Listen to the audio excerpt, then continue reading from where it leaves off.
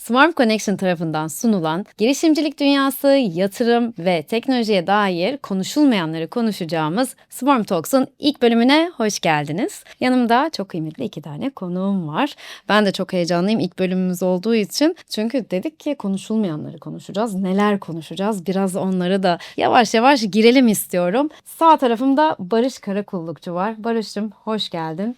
Öncelikle kendini tanıtabilir misin? Neler yapıyorsun kısaca? Çok şey yapıyorsun ama kısaca neler yaptığından bahseder misin? Şimdi benim hayatımın farklı dönemlerinde beni tanıyan insanlar portfolyo kariyer modumuz itibariyle o sektörle ilgili bir tarafımı biliyor. En özet haliyle söylemem gerekirse herkesi kapsamak için 30 yıl kurumsal hayat sonrası tam bir girişimci olan, yapay zeka girişimleriyle birlikte çalışan, onlarla iyi bir girişim olması için girişim geliştirme, venture building mekanizmalarına dahil olan, hem yatırım ve müşteri süreçlerinde onlarla omuz omuza birlikte hareket etmeye çalışan, uçtan uca yapay zeka dönüşümlerinde kurumlara, VC'lere ve startuplara üçüne de destek olan bir kurum kurduk ortağımla birlikte. Bunun yanında Yapay Zeka Teknoloji Derneği'nin yönetim kurulu başkanıyım. TÜBİSAD'ın Yapay Zeka Çalışma Masası'nın eş başkanıyım. Yapay zeka ile ilgili Türkiye'de hemen hemen olmuş her anlamlı oluşuma son 5 sene içerisinde ya danışma kurulu üyesi, yönetim kurulu üyesi olarak dahil olurken en sonunda Yapay Zeka Fabrikası'nın kurucu başkanı, CEO'suydum. 3 sene kadar o işi yaptım. İş Bankası Yeni Nesil Girişimcilik şapkamla. Kurumsal hayatımın özeti de 3'te 2'si danışmanlıkta, IBM Accenture ortamlarında geçti. 3'te 1'i de Turkcell, Türk Telekom gibi İş Bankası'nın yanında Mudo gibi şirketlerde üst düzey yöneticiliği yaptığım için masanın etrafını birkaç tur döndükten sonra şimdi değişen çalışma koşullarına göre yapılar dönüşürken onların en önünde ve global kafayla oluşan çalışmaları çoğuna dahiliz. Şimdi sen sayarken bu arada çoğunda senin o yolculuğuna tanıklık etmişim. Onu böyle kafamdan geçiriyorum. Gerçekten çok dolu dolu bir kariyer. Gelmiş olduğun, şu anda yapmış olduğun şeyleri de biraz konuşacağız, detayına da gireceğiz. Ama gerçekten işte artık bahsettiğimiz o portfolyo kariyer, çok yönlü olma, onun gerçek bir vücut bulmuş halisin diyorum. Tabii şeyi söylemedik bile, 10 yıla yakın üniversite hocalığı yaptım 5 ayrı üniversitede. Onu unuttun bile yani. Onu bile unutuyoruz ama hani artık belli bir kalıba sığamayan insanlar için portfolyo kariyer hem zorunluluk hem de future of work kaynaklı. Dünya Team of Teams'e giderken bu elinizdeki asetlere göre, yetkinlik setinize göre, konunuzdaki bileziklere göre kurgulanan daha esnek yapılar var. Biz bu yapıların içerisinde doğru şekilde konumlanmak için kendimizi ona dönüştürüyoruz. Çok güzel anahtar kelimeler verdin. Onlara döneceğim. Çok heyecanlı konular çünkü. Ve gittikçe de hızlanıyor. Değişim hızlanıyor. İş hızlanıyor. Oralarda neler var, ne tavsiyeler de vereceksin. Onları da merakla bekliyorum diyerek Damla Güven sol tarafımda. Damla, Swarm Connection'ın kurucususun. Nereden bu fikir geldi? Swarm Connection nedir? Bize biraz anlatabilir misin? Tabii ki. Aslında yapay zekanın artık bir trend değil, kurumların ve firmaların dönüştüğü bir ortamın içerisine girdik. Türkiye'de de dünyada da çok fazla yapay zeka şirketleri de üredi ve üremeye de devam edecek. Elektriğin buluşuyla aynı olduğunu söyleyen bir teknolojik sistemle karşı karşıyayız. Ben dünyayı köklü değişikliklere sebep olacak bir çağ yaşamamızı sağlayacak bir başlangıç aşamasında olduğumuza inanıyorum. Bunu fark ettiğimde tabii ki benim de bir background'umda ilk küçük tabii öncesi de var. Çok yapay zeka bugün hayatımıza giren bir şey değil ama Türkiye'de artık bunun bir reklam sektöründe de ve diğer sektörlerde de faaliyetini gördüğümde dedim ki yani biz bunu nasıl bir arada tutabiliriz? Ve en büyük problemlerden bir tanesi de yapay zekada sadece Türkiye'de değil dünyanın her yerinde aynı ürün üretme riski var ve bilmiyorsun da. O yüzden Swarm Connection'ı biz teknolojiler de burada neye dönüşeceklerini bilmiyor. Nasıl bir dönüşümler yapacaklarını da bilmiyor. Swarm Connection hem teknolojinin ihtiyacını karşılayan hem yapay zeka girişimlerinin neler yaptığını hem kendisinin gözlemleyebileceği, analiz edebileceği, karşılaştırabileceği, kurumun ihtiyaçlarını karşılaştırabilecek bir çözüm yeri olarak kurduk. Aynı zamanda da hepsi birer girişim olduğu için de bu girişimlerin performanslarını ölçebileceği geçelim. Yatırımcılarla tanışmasına imkan sağlayalım dedik. Böyle güzel bir çalışma. Zor yerlerden birine de Evet. yapıyorsunuz. Girişimcilerin hayatını kolaylaştıran her şey. Başımızın tacı diyorum, gerçekten zorlu bir zaten hayatları var. O yüzden ne kadar kolaylaştırırsa onların hayatını bu çözümler o kadar gerçekten Kıymetli oluyor. Çünkü en büyük problemlerden biri şu anda özellikle yapay zeka şirketlerinde Türkiye özelinde söylüyorum. Müşteri bulmakta sıkıntı çekiyorlar. Pazarlama problemleri yaşıyorlar. Yatırımcıyla gittikleri zaman yatırımcı diyor ki bunlar çok var. Yani çok var ve çok da yürümeye devam edecek, birbirlerinden de haberi olmuyor. Aslında biz bunların hepsini hem kurumun ihtiyacını stratejik anlamda çözerken hem de onlara destek sağlamış oluyoruz. Böylelikle bir seferde Swarm Connection aslında bir kurumun, girişimin ve yatırımcının ihtiyacını ortak paydada çözen bir yapı oluyor. harika. Ellerinize, emeklerinize sağlık. Evet, şimdi dedim kariyerine çok eşlik etmişim, tanıklık etmişim. Accenture zamanından zaten. Çocuklarımız da şimdi aynı okulda okuyor. Aynen öyle. Bir de öyle bir velidaşlığımız da oldu. Accenture ekibi zaten benim işte Best Buy zamanında gerçekten hepsi arkadaşım oldu. O dönemde Accenture'la ben işte Best Buy'da ben de SAP yöneticisiydim ve baktığın zaman sen sonra işte bir dönem Chief Dönüşüm Ofisi'nin başında oldun farklı şeylerde falan. Hep dönüşümün içindeydin. Yani teknolojik dönüşümün hep göbeğindeydin diyeyim. Ama şu anki hıza baktığımız zaman, şimdiki bu yapay zeka dönüşümüne baktığımız zaman ki İş Bankası'nda da yapay zeka fabrikasının da kuruluşunda sen yer aldın.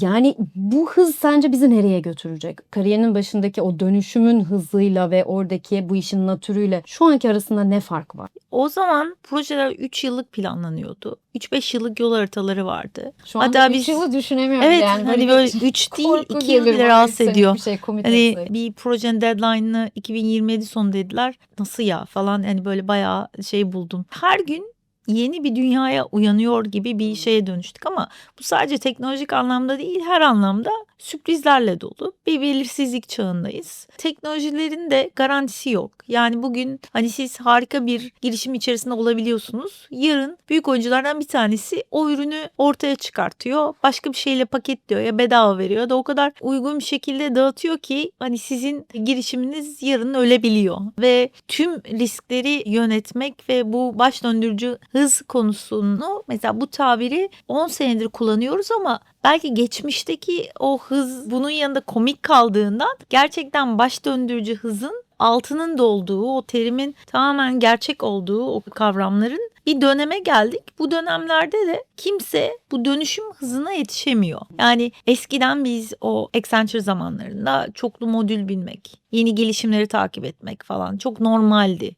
En erken takip edenlerden, ilk yapanlardan olurduk. Bununla birlikte kaslarımız ona göre gelişmişti. İlk özelliklerimizi öyle söylerdik. Nedir seni farklı kılan? Çok hızlı öğrenirim falan derdik. Tamam. Ama şu anda öyle bir şey yok yani. Kimse tüm resmi bilemiyor. Herkes belli parçaları anlayabiliyor en fazla. Ve gelişmelerde yani mesela bugün biz şu anda bu söyleşin içerisindeyiz. Bu arada işte telefonlarımız kapalı falan, bir takım şeyler oluyor olabiliyor ve sen 3-4 saat yoğun bir toplantıda bir çalıştığın içerisindeysen o gün gelişmeleri kaçırmış oluyorsun. O yüzden yani böyle sürekli acaba ben ne kaçırıyorum diye etrafına baktığın ve teknolojik gelişimleri takip etmeye çalıştığın bir çağ. O yüzden dönüşüm stilleri farklılaştı. Proje yönetimleri zaten farklılaşmıştı. Hani çok yine bir 10 senedir sürekli çevik diyoruz, özellikle dijital dönüşümü konuşmaya başlamakla birlikte metodolojiler tamamen o eski ERP uygulama hallerinden buna dönüşmüştü.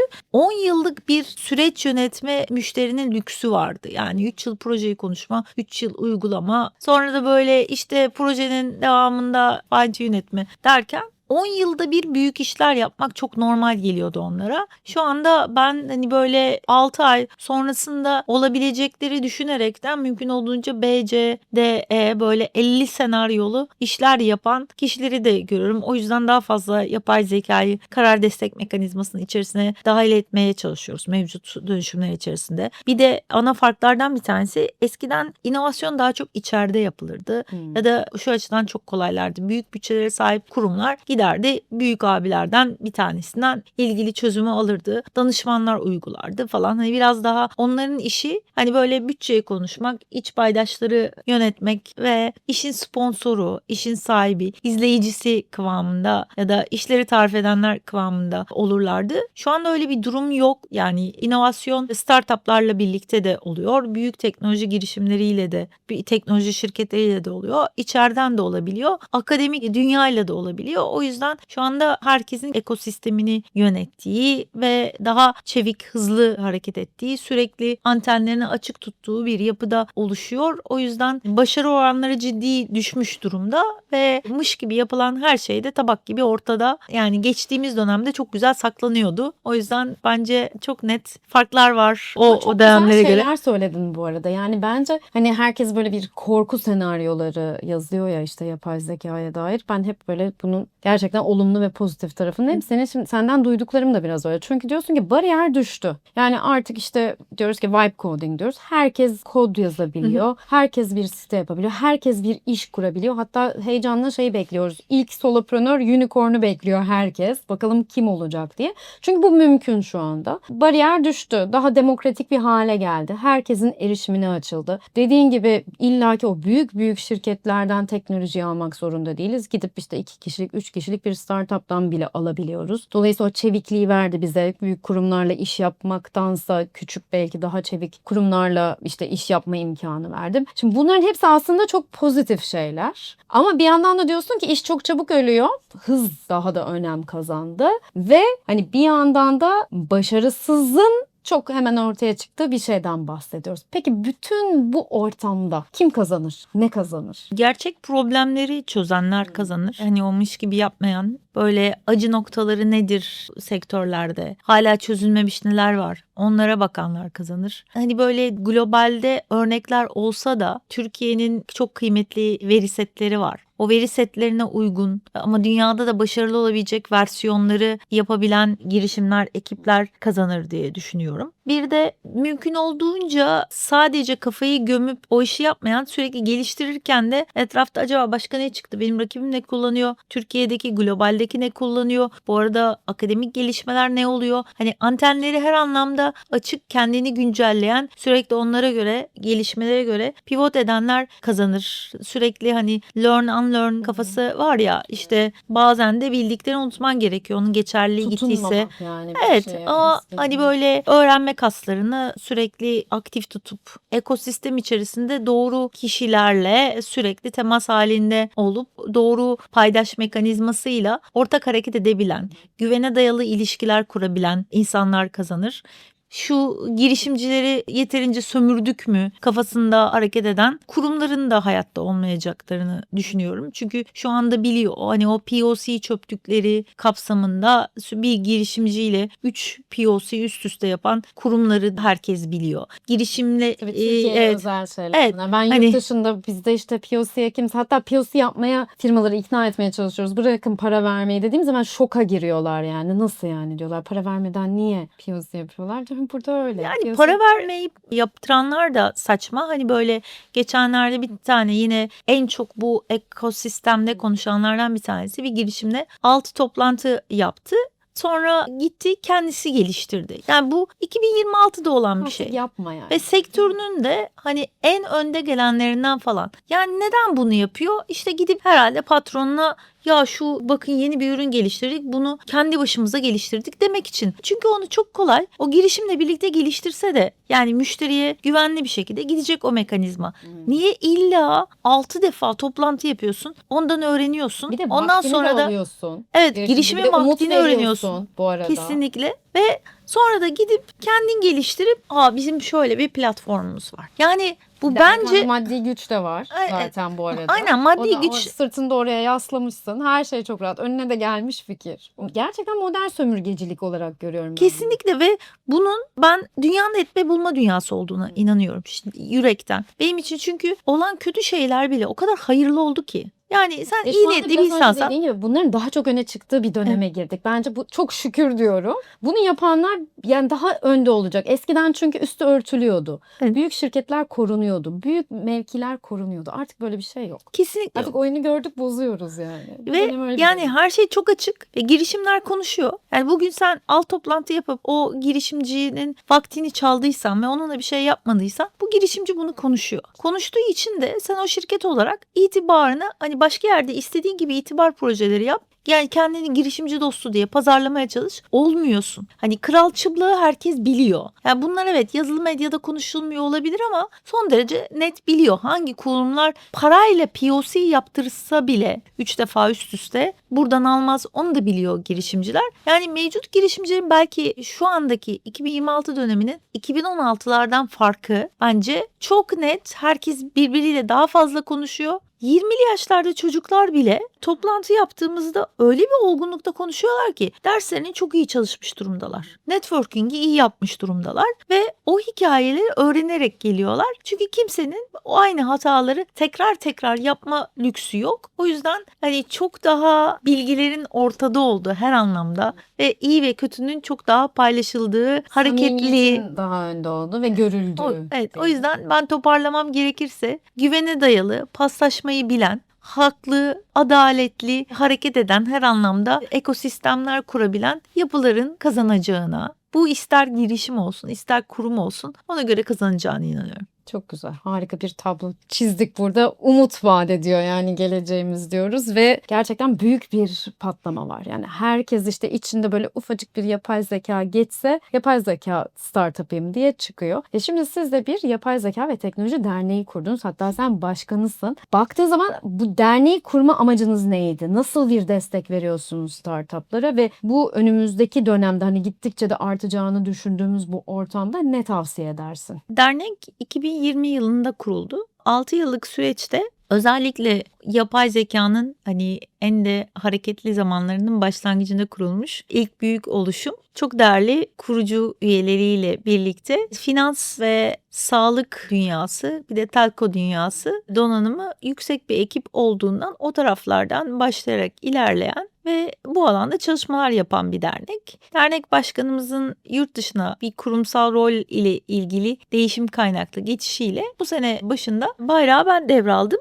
Ama en başından beri kurucu üyelerden olduğumdan zaten yakından da bildiğimiz bir dernek. Biz bu sene özellikle sektör odağımızı böyle genişletmek istedik. Bir taraftan güçlü olduğumuz sektörler sağlık, finansal teknolojilerde ilerlerken onların üzerine işte siber güvenlik, gençlik, girişimcilik, akademi, etik ve güvenli yapay zeka gibi mobilite teknolojileri gibi komitelerimizi güçlendirerek, geliştirerek biz komitelere özgü yuvarlak masa toplantıları yaptığımız çok aktif bir dönem geçiriyoruz. 10 tane yuvarlak masa tamamlamış olacağız bu 3 aylık süreçte ve sektörlere özel konuları o sektörle ilgili anlamlı yorum yapabilecek paydaşlarla birlikte oluşturuyoruz. 20 kişilik bir round table'da 2 saatlik bir süreçte ihtiyaçları, sorunları ve fırsatları konuşuyoruz. Bunların yanında işte online yaptığımız toplantılar var. Hani hem gerçekten yapay zeka ve teknoloji farkındalığını arttırmaya yönelik ve somut deneyimleri paylaşma motivasyonuyla yaptığımız pek çok iş var. Bunun yanında yapay zeka eylem planı gibi kamunun kritik inisiyatiflerine aktif katılımda bulunuyoruz. O yüzden herkesin kendi kurumsal rollerinden ya da finansal ajandalarından bağımsız tamamen gönüllü usulüyle ortak payda çerçevesinde bir araya toplanmış güzel bir çalışma ekibi var. Destek mekanizması. Bir Hem destek eğitim, mekanizması hem var. etik tarafında olması bence çok önemli. Gittikçe bu daha gündemimize oturacak çünkü. Yani ben bu dernekçilik konusuna, dernek ve vakıf konusuna eğer düzgün derneklerse çok inanıyorum. Uzun yıllardır bu sistemlerin içerisindeyim. Yani Bilişim Vakfı, TÜBİSAT çok takdir ettiğim, kıymet verdiğim oluşumlar. Şu anda TÜBİSAT'ın yapay zeka masası eş başkanlarından birisiyim. Orada da çok büyük bir teknoloji ekosistemini temsil ettiği için TÜBİSAT, Türkiye için teknoloji oyununu yukarıya çekmeye çalışan ve yaklaşık 50 yıllık bir dernek. O bazı kurucularının gücü, önceki yönetimlerin ve şu andaki çok çalışkan aktif yönetimin gücüyle ben de derneğin yönetim kurulu üyelerinden birisi olarak o taraftan da Bunu teknoloji üreticileriyle birlikte nasıl daha güvenli ve Türkiye için verimi yüksek bir yapay zeka dönüşümüne sebep veririz diye o taraftan da çalışıyoruz. O yüzden normal kurumlardayken işte biraz çalışmalarda farklı sınırlar olabiliyor ama bu portfolyo kariyer kafasında aslında şu anda hani ekosistem oyunu oynanırken bunların hepsi iç içe. Bir takım sınırlar çizmek çok zor. Önemli olan hani doğru networklere sahip olmak ve onları güven ortamında işletebilmek. O yüzden dernekler çok kritik. Özellikle network'ün sizin kurumunuz için kurulabilmesi çok önemli. Bir de artık eğitim mekanizmaları dönüşmüş durumda. Sadece sınıf eğitimleriyle kendinizi geliştirmiyorsunuz. Hani biz çocuklarımız için de bakıyoruz ama hani kendimiz için de bu baş döndürücü hızda gelişen dünyada sürekli Bitmeyen bilgilerimizi bir döngüdeyiz güncellememiz aslında. gerekiyor. Onu yani sürekli birbirimizden öğreniyoruz. Ben Mine ile konuşurken de bir şeyler öğrenebiliyorum. Dünyada ne olmuş diye internette bir videoyu izlerken de bir şey öğrenebiliyorum. O yüzden sistem tamamen kendini güncellemek üstüne kurulu olduğu için bu yapılar çok gerekli yapılar artık. O yüzden kurumsal köle modunda sadece bir şeye bakayım, oradaki koltuğumdan kalkmayayım ama yerime kim oturur ben kalkarsam Rahatınızı bozun kafasından diyorsun yani. çıkıp rahatı bozup evet oradaki sorununuzu yerine getirin. Sonuçta o yılla ilgili ne mandate aldıysanız ona göre performansınızı yerine koyun. Ama o performansı yerine koyarken ayrıca belli bir vizyon çerçevesinde ben bu kuruma daha fazla nasıl değer katabilirim ve dönüşümler neler oluyor, piyasada neler oluyor ve biz sadece kendi kurumumuz içinde değil dış ekosistemle birlikte neler yapabiliriz düşünmek, değerlendirmek, geliştirmek zorundasınız. O yüzden çalışma şekillerinin çok dönüştüğünü, daha da dönüşeceğine inananlardan. Harika. Evet, filtresiz bu tatlı sohbetimizin sonuna geldik. Bundan sonraki bölümler için bizi takipte kalın.